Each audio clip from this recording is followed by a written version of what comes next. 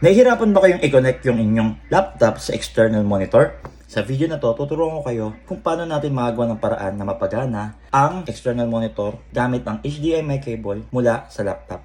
So, ang problema natin dito, kapag kinoconnect natin yung HDMI cable sa laptop, nagba-black screen siya. Tapos hindi gumagana yung external monitor. Ang lumalabas, input signal out of range. Tapos kahit baguhin nyo yung settings or resolution, ayaw pa rin talaga. Ang simple solution natin dyan ay tinatawag na graphics driver reset. At para i-execute yan, pindutin lang natin ang shortcut keys na Control, Shift, Window keys plus B. Ang ginagawa ng function na ito ay pinepersa niya na i-reload yung graphics driver. So usually ito yung solusyon sa mga frozen or black screen. Parang similar siya sa pag-unplug and replug ng monitor pero ginagawa natin siya through keyboard shortcut. And nire-restart niya yung graphics driver kahit di na kailangan ng system reboot. So ayan, gumana na siya. Nagagamit ko na yung external monitor nang hindi na mamatay yung screen